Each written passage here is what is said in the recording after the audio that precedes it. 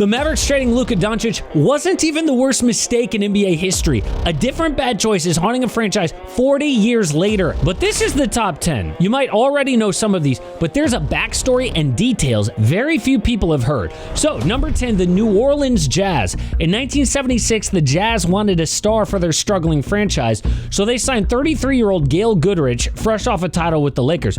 Problem was, back then, 33 was old as hell in the NBA. Plus, free agency had compensation rules. To add Goodrich, Jazz had to send LA 2 first-round picks and a second. Big price, but on paper, it made sense. New Orleans had Pete Maravich, a former scoring champ, one of the most exciting players in the league. Putting him in the backcourt with Goodrich could make them a contender overnight.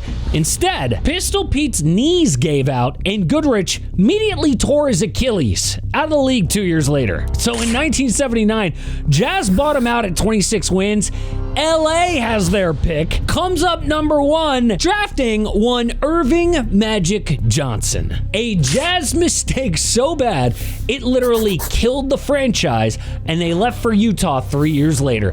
That's number 10 on the list. Number 9, the Golden State Warriors. The Celtics have won more championships than anybody, but 3 of them only happened because of a Warriors mistake. In 1980, the C's had just gone 61-21. Larry Bird, Rookie of the Year, team was loaded, but they somehow had the number 1 pick from an old trade with Detroit.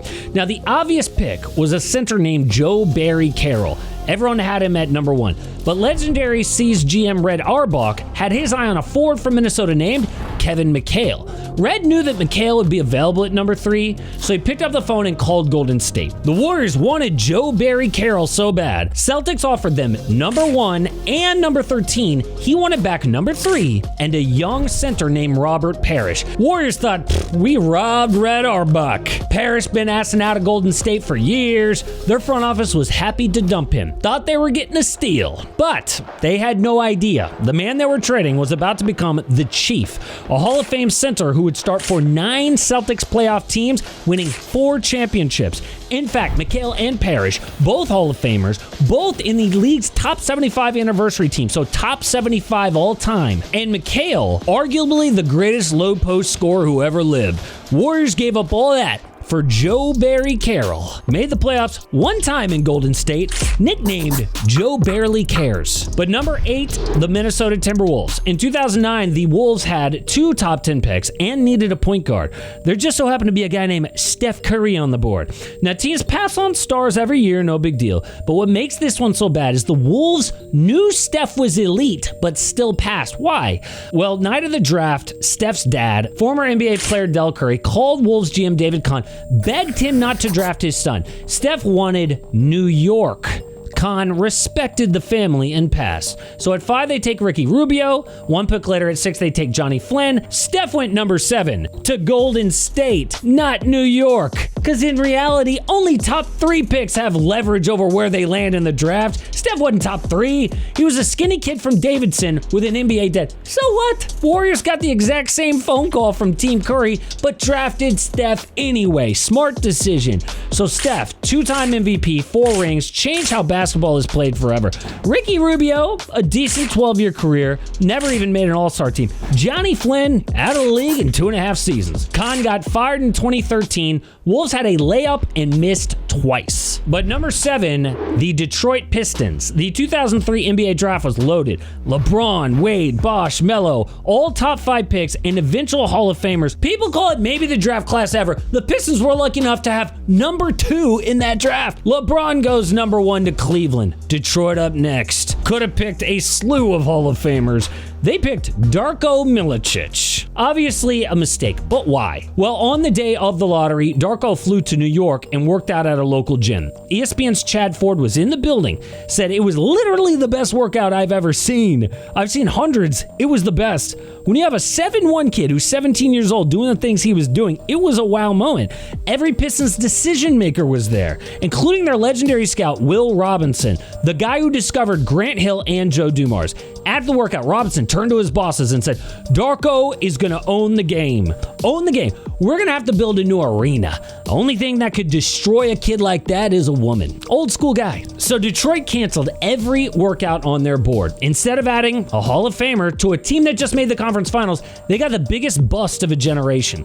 So the three guys that they passed on: three-time champion Dwayne Wade, scoring champ Carmelo Anthony, Hall of Famer Chris Bosh, all because of one Darko workout. But it gets worse because Detroit won the title the next year with Darko on the bench. Imagine the 04 Pistons with Carmelo Anthony on the wing instead. Might have started a dynasty, but at least they won a ring. The next team on this list traded away their entire future for nothing. Number 6, the Brooklyn Nets. Nets made a mistake so bad the NBA considered changing the rules to stop it from ever happening again. In 2009, they had a new owner named Mikhail Prokhorov. Now, if you've heard of new owner syndrome, it's basically named after this guy, where an arrogant billionaire screws up the entire franchise. So Prokhorov promises a title within 5 years. And with time running out, he makes a panic move draft night 2013. The Celtics already won a title with their core in 08, but now guys are getting old. Kevin Garnett, 37, Paul Pierce, 36. The Nets, though, saw veteran star power and went all in. And this trade haunts them to this day. Brooklyn sent Chris Humphries, Gerald Wallace, Marshawn Brooks, Chris Joseph, Keith Bogans, and 3 unprotected first-round picks plus a swap. Celtics used the 2014 pick on Marcus Smart. 2016, Jaylen Brown. 2017 became Jason Tatum, and the 2018 pick got flipped for Kyrie Irving. So one trade fueled the core of Boston's next era.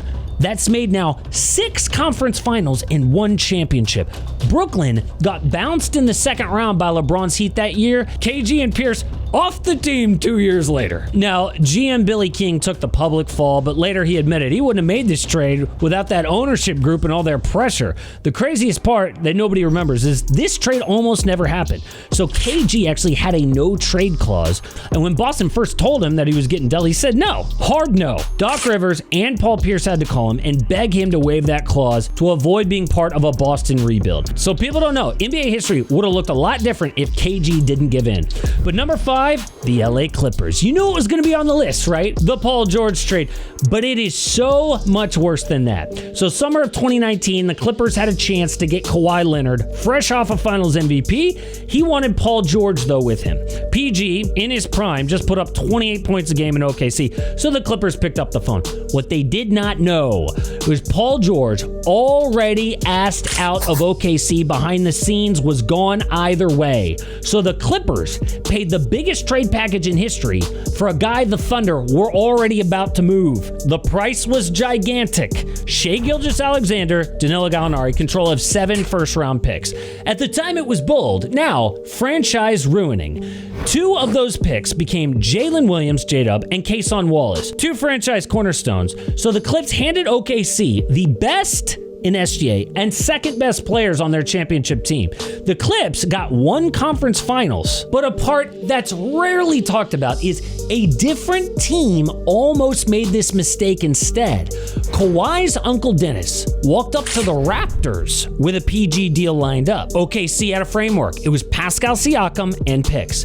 But then Dennis started asking for extras, an ownership stake in the Maple Leafs, private jets, a no-show sponsorship, and the Raptors said no on morals. The Clippers said yes. Could get worse after the aspiration scandal. Like number 4, the Minnesota Timberwolves. So Kevin Garnett is one of the best players ever, but in his prime, the Wolves got hit with the death penalty by the NBA, which would be like the Spurs getting a gigantic punishment right when Wemby is hitting his stride. Window is shut. How did that happen? Well, it started with a player most fans don't even remember, Joe Smith. He's a former number 1 overall pick. In 2000, his agent Andrew Miller left a big agency and took both Smith and Garnett with him. But the old agency, run by Eric Fleischer, sued, and in discovery, a secret contract got exposed. It was basically as if Kawhi and the Clippers had written their whole aspiration no-show deal on paper. The contract showed that the Wolves were paying Joe Smith under the table. The open deal was 3 cheap one-year contracts, but in the end, they'd get his bird rights and pay a max salary. Classic salary cap circumvention, just like Kawhi. So $1.7 million deals, then $80 million on the back end. Man was leaving $70+ million on the table, so no wonder they wanted it in writing. But Commissioner David Stern dropped the hammer. He voided Smith's contract, took away 5 first-round picks, later rescinded to 3. Owner Glenn Taylor suspended for a year, and GM Kevin McHale suspended as well. The team paid a $3.5 million fine, the largest fine in history at the time. Kevin Garnett, still the greatest player in Timberwolves history, but they ruined their own player's prime with an own goal. But number 3 is the Orlando Magic. So the Magic were an expansion team in 1989, but by 95, they made the finals. Never happens that quick. How did they do it? Back-to-back lottery miracles. So in 92, Orlando won a Wemby-level draft for Shaquille O'Neal. So good as a rookie that even just a 1.5% chance, they won the lottery again the next year and ended up with Penny Hardaway. Shaq and Penny make the finals against Houston in 95, with MJ still shaking the rust off from baseball. They lost, but the future was locked in. In 96, they lost to the Bulls in the East Finals, but that wasn't the problem. Shaq was still young. The problem was Shaq hit free agency that summer, unrestricted, but the Magic had a huge advantage. They could offer him any amount of money. Instead, they went cheap. The initial offer, 4 years, $55 million. A slap in the face. GM said he had room for improvement. Then a local paper leaked that Shaq would sign for 7 years, $115 million. The Orlando media called it a joke. The local paper even ran a poll. Was Shaq worth the money? 85% of fans said no. Shaq read that and took it personally. So when the Lakers walked in with $120 million, he said yes right away. Orlando quickly tried to swoop in, but it was too late. Had they come day one with that offer, Shaq would be a Magic. Instead, he won 3 titles as a Laker. But number 2, the Dallas Mavericks. On February 1st, 2025, the Dallas Mavericks did the exact same thing to Luka Doncic that Orlando did to Shaq, only worse. Orlando at least realized their mistake and tried to get Shaq back. Dallas voluntarily shipped their franchise guy. And once again, of course, the Lakers benefit. Start with who pulled the trigger. So Nico Harrison was the GM that made the call, but Harrison had never been a GM before. He spent 19 years as a Nike executive working with NBA talent. One of his longest relationships at Nike was with a kid from Chicago he knew since AAU named Anthony Davis. So Nico wants to trade Luka. How does he sell it to the owner? Well, he goes to new team governor Patrick Dumont, who's never worked in basketball either. Dumont's the son-in-law of a casino billionaire Miriam Adelson, who bought the team from Mark Cuban in 2023. And the pitch was the exact pitch that Orlando gave themselves in 96. Luka was about to be eligible for a 5-year, $345 million max extension. Harrison told Dumont the deal would be a bad investment. Sound familiar? The same pitch that Orlando used on Shaq. Wasn't worth the money, bad conditioning, poor work habits. He then blamed the 2024 finals loss on Luka's defense and pitched a new vision. Build the league's best D around Anthony Davis, the guy he knew since AAU, so Dumont bought it. But Harrison told him to keep it a secret. Don't tell Mark Cuban, who is still a minority owner.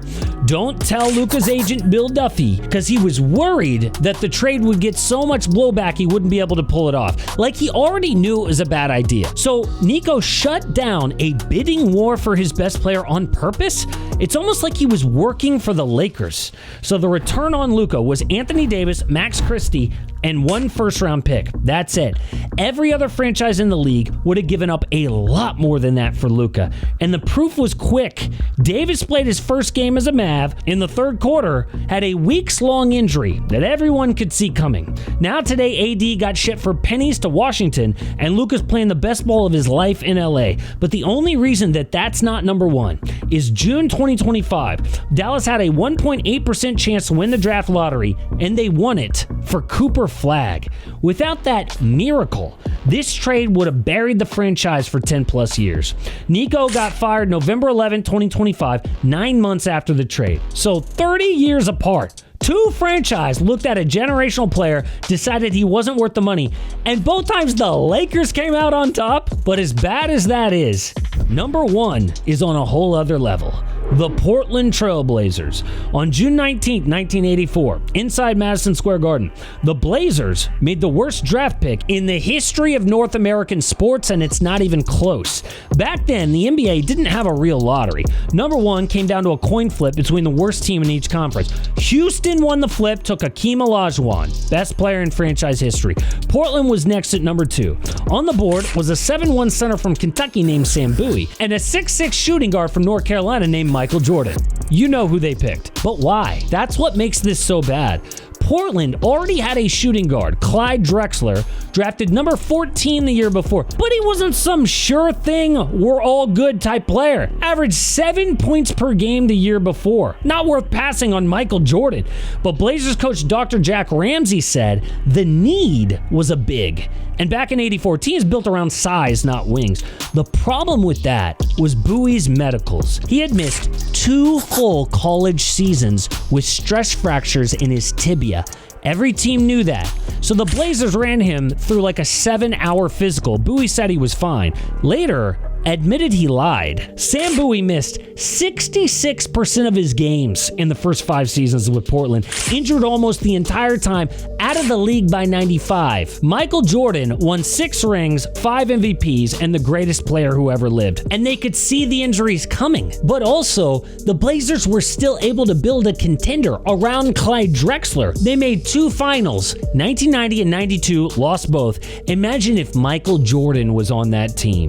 So they still haven't won a single title since 1977, and the Bulls owned a generation. So there's your top 10, but the truth is there were 6 more that barely missed. Honorable but not mentioned. So number 1, the OKC Thunder. In 2012, OKC had just been to the NBA Finals. Their core was KD, Russell Westbrook, and James Harden, all under 24 years old. Harden was coming off the bench averaging 17 a game, but he wanted a max extension. Sam Presti didn't want to pay the luxury tax, so Presti traded him to Houston for Kevin Martin, Jeremy Lamb, and a couple picks. Harden went on to become an MVP, 3-time scoring champ, top 50 player of all time. The reason this didn't make the top 10 is OKC finally won a title in 2025, but it took them 13 years and a killer trade with the Clippers to get there. Number 2, the Sixers. In 2017, Philly had the number 3 pick. The C's had number 1. Philly wanted a franchise point guard so bad, they traded up, giving up a future first rounder to swap 3 and 1 for Markelle Fultz. C's took Jason Tatum. Fultz literally forgot how to shoot. Some combination of a shoulder injury and the yips. Couldn't make a free throw. Played 33 games as a rookie. So Philly handed a division rival, a top 5 player of his generation, for a complete bust. Honorable number 3 is the Hornets. In '96, Charlotte picked a 17-year-old high schooler named Kobe Bryant in the draft at 13 and immediately traded him to the Lakers for Vlade Divac. Now Divac was a solid starting center. Kobe became Kobe. 5 rings, 2 scoring titles, top 10 player of all time. This didn't make the top 10 though because Kobe basically forced them into the deal. His dad threatened Kobe would go play in Italy before the Hornets. What are you gonna do? Number 4, the Milwaukee Bucks. In 1975, the Bucks traded Kareem Abdul-Jabbar to the Lakers. Kareem was 28 years old, already a 3-time MVP. Because Kareem asked out, he wanted a bigger city, LA or New York. So the Bucks got 4 players back. None of them were stars. None of them are remembered. Kareem won 5 championships in LA, became the league's all-time scoring leader until LeBron broke it in 2023. This didn't make the top 10 though because, again, the Bucks didn't have a choice. Kareem was going to sit out if he didn't get traded. But, I mean, you got to get more than 4 role players for a 3-time MVP. Lakers on the right side of a generational mistake yet again. An honorable number 5, the Cleveland Cavaliers. In 2013, the Cavs had the number 1 overall pick. They took forward from UNLV, Anthony Bennett. And if you've never heard of him, you don't watch NBA YouTube, because he's considered the worst number 1 pick of all time.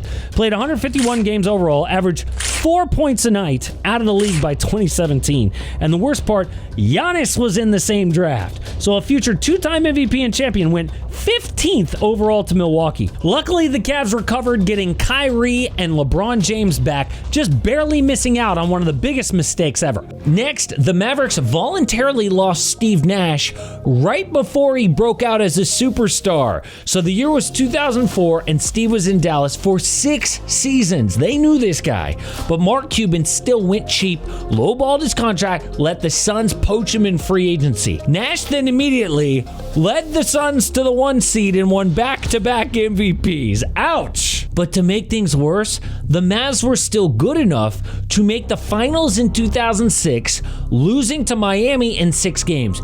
Imagine if they had MVP Steve Nash on the team. So how is this not a top 10 mistake? Because they still used the savings from not re-signing Steve Nash to build a champion around Dirk eventually. But it's still what Mark Cuban says is the biggest mistake he ever made.